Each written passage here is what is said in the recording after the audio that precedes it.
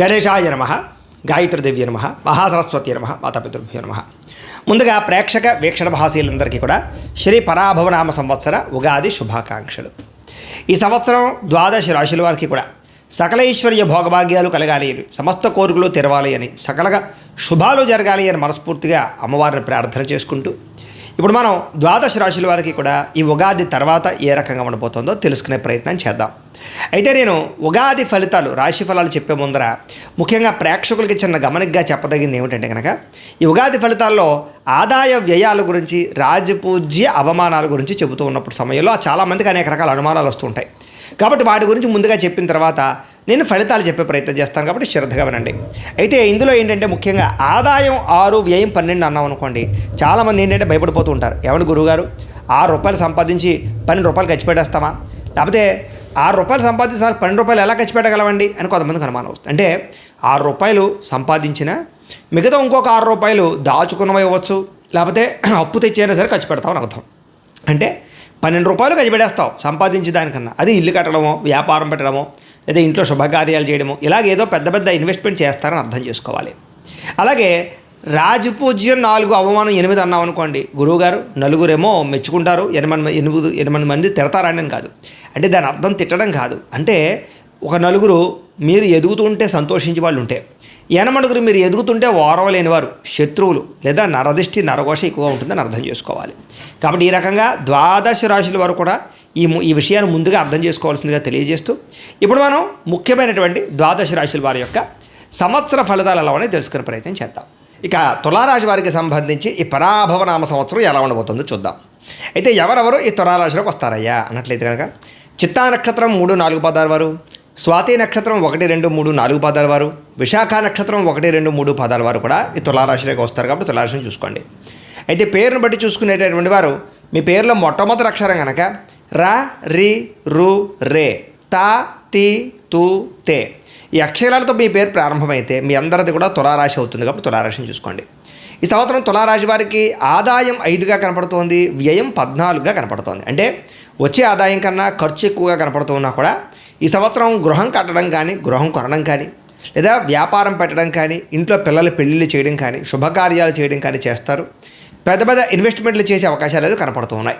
కాబట్టి వచ్చే ఆదాయం కన్నా ఖర్చు ఇన్వెస్ట్మెంట్ రూపంలో ఎక్కువ ఉంది. కాబట్టి భయపడవలసిన అవసరం అయితే వీళ్ళకి లేదు. ఇక రాజపూజ్యం 6గా కనపడుతోంది, అవమానం 3గా కనపడుతోంది. అంటే ఈ సంవత్సరం మిమ్మల్ని మెచ్చుకునేవాళ్ళు, పొగిడేవాళ్ళు, ఫ్రెండ్స్, స్నేహితులు బాగా పెరుగుతున్నారు. కానీ మీరంటే కిట్టని వాళ్ళు, శత్రువులు తగ్గుతున్నారు. కాబట్టి ఈ సంవత్సరం ప్రజల్లో విపరీతమైన ఆదరణ రాబోతోంది.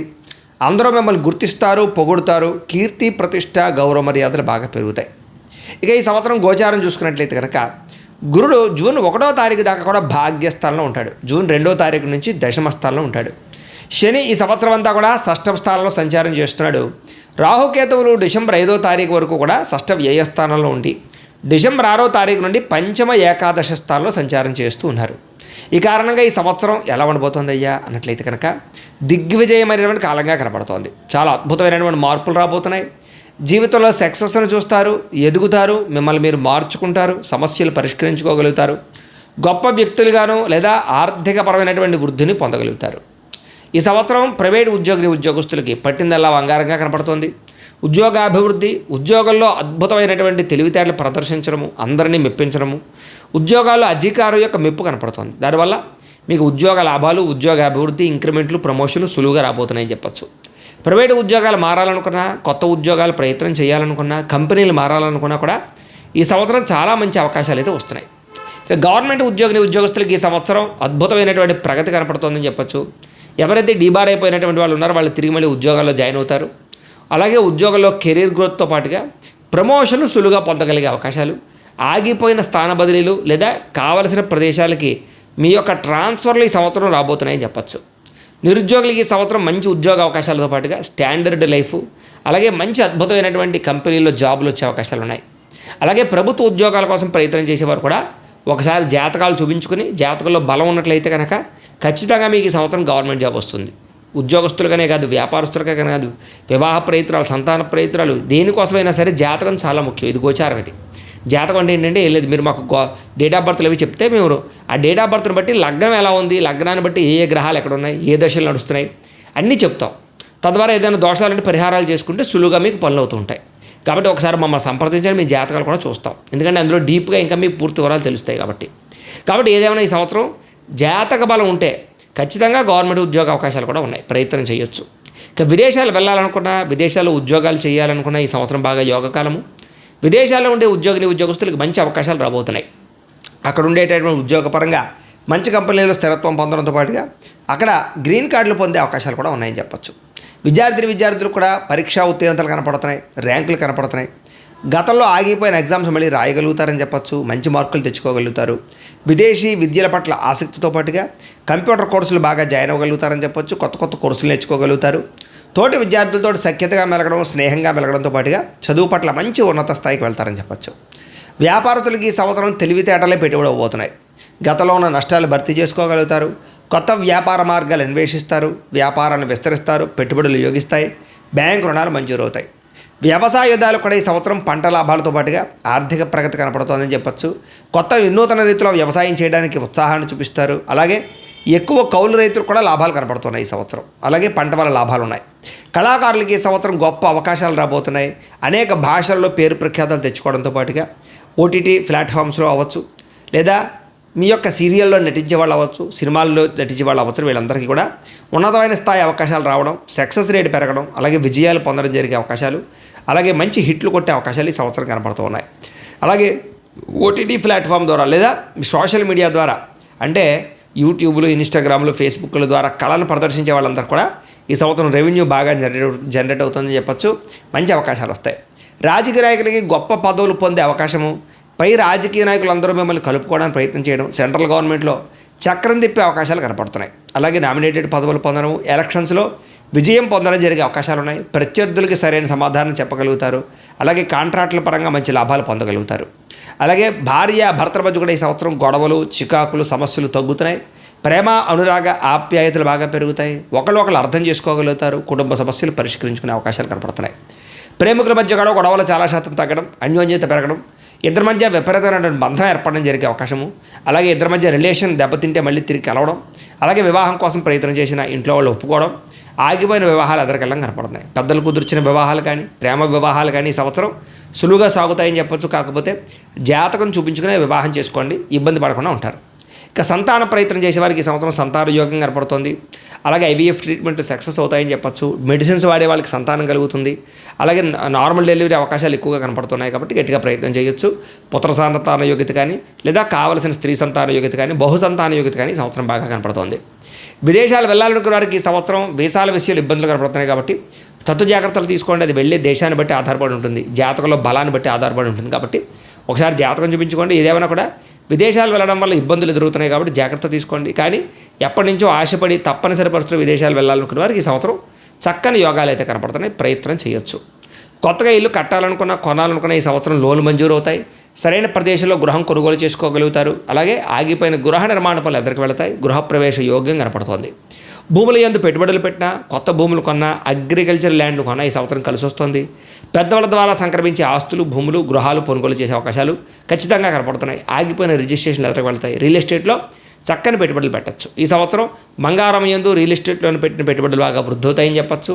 షేర్ల ద్వారా, ట్రేడింగ్ల ద్వారా నష్టాలు ఉన్నాయి కాబట్టి వాటి యందు ఎదరకు వెళ్ళడం మంచిది కాదు. వాటి యందు జాతకం చూపించిన ఎదరకు వెళ్ళండి. ఇక కోర్టు వివాదాలు కానీ, లేదా సంబంధించినటువంటి ఆస్తి వివాదాలు కానీ పరిష్కారం అవుతాయి. మీకు కోర్టులో చక్కని విజయం కనపడే అవకాశం కనపడుతోంది. అలాగే పెద్దల ద్వారా సంక్రమించవలసిన ఆస్తుల విషయంలో ఏదైనా లావాదేవీలు ఉన్నా, వ్యవహారం ఉన్నా కూడా పెద్ద మనుషుల ద్వారా పరిష్కారం చేసుకున్నట్లయితే కనుక మీకు రావాల్సినటువంటి పెట్టుబడులు మీకు వస్తాయి, ఆర్థిక లాభం కనపడుతుంది. ఆరోగ్యం విషయంలో జాగ్రత్త తీసుకోండి. చిన్న అనారోగ్య సమస్యలు, దీర్ఘకాలిక రోగాలు ఇబ్బంది పెడుతున్నా ఇదేమైనా కూడా ఈ సంవత్సరం ఆరోగ్యం మీద ప్రత్యేక శ్రద్ధ పెట్టాలి. ఇంకా చిన్న శస్త్రచికిత్స అవకాశాలు కూడా ఉన్నాయి కాబట్టి జాగ్రత్త. బయట ఫుడ్లు తినకండి. ఉప్పు, అలాగే నూనె, అలాగే పంచదార దీన్ని దూరంగా పెట్టండి. అలాగే జంక్ ఫుడ్లు, బయట ఫుడ్లు, ఆయిల్ ఫుడ్లు తినడానికి ప్రయత్నం చేయకండి. కార్బోహైడ్రేట్లు తగ్గించండి. ప్రోటీను, ఫైబరు, ఫ్యాట్ సమతుల్యంగా తీసుకోండి. మీకు ఈ సంవత్సరం ఆరోగ్యం బాగుంటుంది. నిద్ర పట్ల శ్రద్ధ పెట్టండి, వ్యాయామం చేయండి. ఈ సంవత్సరం మితిమీరిన రుణాలు మిమ్మల్ని ఇబ్బంది పెడుతున్నాయి కాబట్టి అప్పుల జోలికి వెళ్ళకండి. పాత రుణాలు తీర్చడానికి ప్రయత్నం చేయండి. డబ్బులు దుబారా చేయకండి. ఏదైనా పెద్ద వాహనాలు, వస్తువులు కొనాలనుకున్న రుణాలు తీర్చాక కొనుగోలు చేయండి. అలాగే వాహనాలు అమ్మడము, కొనడము కూడా కలిసి వస్తుంది. మంచి వాహనాలు కొనుగోలు చేసుకోగలుగుతారు. దూర ప్రయాణాలు, తీర్థయాత్రలు, విదేశీ యాత్రలు, విహారయాత్రలు చేయడంలో సంతోషాన్ని వ్యక్తపరుస్తారని చెప్పొచ్చు. కుటుంబ సభ్యులతోటి, ప్రేమించిన వాళ్ళతోటి చేసే ప్రయాణాలు మీకు ఆనందాన్ని ఇస్తాయి. ప్రయాణాల్లో కొత్త వ్యక్తుల పరిచయం కూడా మీ జీవితాన్ని మలుపు తిప్పుతుందని చెప్పొచ్చు. ఈ సంవత్సరం మితిమీరిన కోరికలు, శారీరక కోరికలు, ప్రేమ కోరికలు, కామ కోరికలు బాగా పెరిగిపోతాయి కాబట్టి ఎవరు పడితే వాళ్ళతో శారీరకంగా కలవడానికి ప్రయత్నం చేయకండి.